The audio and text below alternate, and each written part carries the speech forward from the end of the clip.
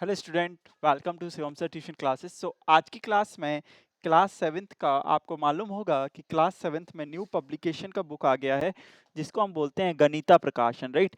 गणिता प्रकाशन जो बुक है आपकी, उसका एक हम चैप्टर पढ़ेंगे। Chapter name of the chapter is parallel and intersecting line, right, parallel and intersecting line.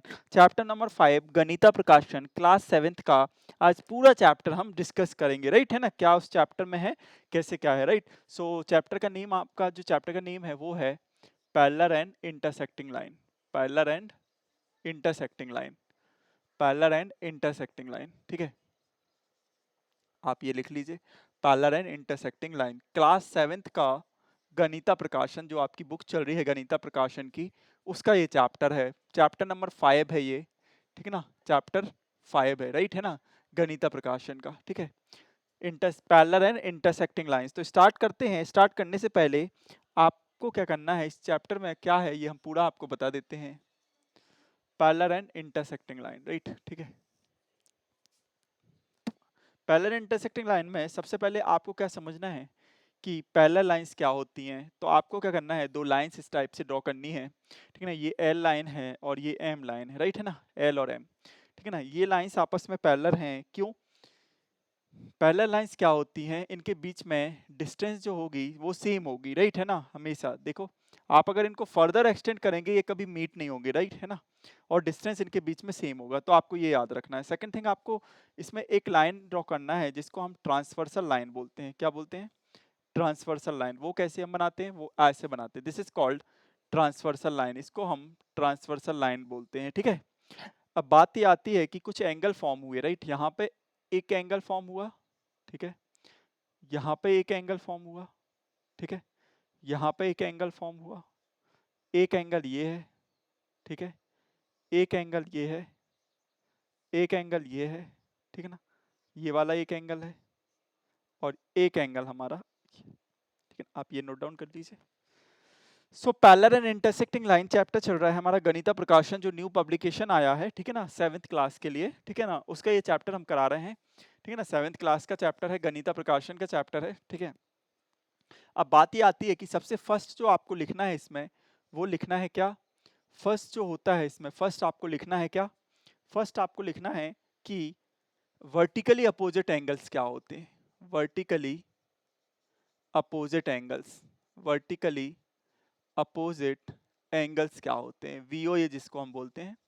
इसमें वर्टिकल अपोजिट एंगल्स क्या होंगे, वर्टिकली अपोजिट एंगल इसमें क्या होंगे, राइट। वर्टिकल अपोजिट एंगल हम पहला पढ़ेंगे, राइट, कि वर्टिकली अपोजिट एंगल्स क्या होते हैं। आपको देखो, यहाँ पे देखो, आपको साफ साफ यहाँ दिख रहा है कि एंगल जो 1 है वो 4 के इक्वल है, ठीक है ना। एंगल 1 जो है वो 4 के इक्वल होगा, वर्टिकली अपोजिट एंगल है, ठीक है ना। वैसे ही 2 जो होगा वो 3 के इक्वल होगा, है ना। 5 जो है वो 8 के इक्वल होगा एंड 6 जो है वो 7 के इक्वल होगा, ठीक है। ये हो गया वर्टिकली अपोजिट एंगल, ठीक है। इसके बाद सेकंड जो होता है, वर्टिकल अपोजिट एंगल के लिए आपको कुछ नहीं करना, आपके जो पेन है उसको इस क्रॉस बना लेना है, तो ये वाला एंगल हमेशा इसके इक्वल होगा, ये वाला एंगल इसके इक्वल होगा, this is called vertically opposite angle, ठीक है। इसके बाद जो बात करेंगे सेकंड नंबर का, वो आपको ध्यान रखना है इस चैप्टर के लिए, उसको बोला जाता है alternate angles. Alternate angles, alternate angles, ठीक है। ऑल्टरनेट एंगल्स की अगर बात करें तो यहाँ पे जो ऑल्टरनेट एंगल होगा ये दो टाइप्स में डिस्कस होता है। एक होता है ऑल्टरनेट इंटीरियर एंगल, तो मैं इंटीरियर लिख देता हूँ यहाँ पे, इंटीरियर एंगल्स। और सेकंड जो होता है एक्सटीरियर होता, तो इंटीरियर है 4 जो है वो 5 के इक्वल है इंटीरियर में, ठीक है ना। और 3 जो होगा वो 6 के इक्वल होगा इंटीरियर, ऑल्टरनेट इंटीरियर एंगल। इसमें एक्सटीरियर भी होता है, इसमें एक्सटीरियर भी होता है। एक्सटीरियर में यहाँ लिख देता हूँ, आपका एक्सटीरियर क्या होंगे, ऑल्टरनेट एक्सटीरियर एंगल। एक्सटीरियर में आप याद रखें कि 2 जो होगा वो 7 के इक्वल होगा, है ना, ये एक्सटीरियर है। और 1 जो होगा वो 8 के इक्वल होगा, 1 जो होगा वो 8 के इक्वल होगा, राइट, है ना। इस तरीके से होता है, ठीक है ना। तो ये आपको ध्यान रखना है, ठीक है। फिर थर्ड आपको इसमें ध्यान रखना है क्या, थर्ड आपको ध्यान रखना है करस्पॉन्डिंग एंगल्स क्या होते हैं, ठीक है ना। सारे फिगर इट आउट आपसे बन जाएंगे, इसमें फिगर इट आउट होते हैं गणिता प्रकाशन में, वो सारे आपसे बन जाएंगे। थर्ड हमारा जो होता है वो होता है क्या, करस्पॉन्डिंग एंगल्स क्या होते हैं, ठीक है ना। तो आपकी नेक्स्ट हेडिंग होगी corresponding angles, corresponding angles, corresponding angles, ठीक है ना, करस्पॉन्डिंग एंगल्स। तो देखिए करस्पॉन्डिंग एंगल की अगर बात करें तो एंगल 1 जो है वो करस्पॉन्ड है 5 के, मीन्स 1 और 5 सेम होंगे, इक्वल होंगे। 3 करस्पॉन्ड है 7 के, सो 3 जो है वो 7 के इक्वल होगा।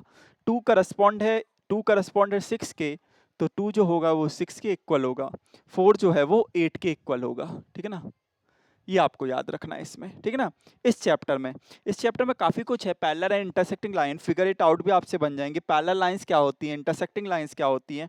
पैरेलल लाइंस तो ये होती है कि इनके भी अगर आप फर्दर एक्सटेंड करेंगे तो ये मीट नहीं करती, ठीक है ना। इसमें आपका क्या क्या है, परपेंडिकुलर लाइंस भी हम आपको बता देंगे। परपेंडिकुलर लाइंस क्या होती हैं, ठीक है। Parallel and perpendicular lines in a paper folding आपके सिलेबस में लिखा हुआ है, ठीक है ना। नोटेशंस हम आपको बता दे रहे हैं कि पैरेलल लाइंस क्या होती हैं, है ना। और 90 डिग्री, हाँ पैरेलल लाइंस के लिए एक सिंबल यूज़ करते हैं। पैरेलल लाइंस का जो सिंबल यूज़ होता है आपकी स्कूल में कराया है वो ये, ठीक है ना। ये अगर 2 लाइन पैरेलल होती हैं तो वो फिर ऐसे कर देते हैं, राइट, ठीक है। तो पैरेलल लाइन का सिंबल ये होता है कि इससे का मतलब होता है कि लाइंस पैरेलल हैं, ठीक है ना। ये आपको ध्यान रखना है कि लाइंस पैरेलल हैं, ठीक है।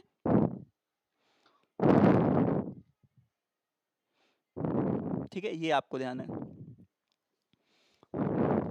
फिर इसमें अगर आप बात करें तो आपको vertically opposite angle, corresponding angle, alternate interior angle आपको मालूम होना चाहिए, ठीक है।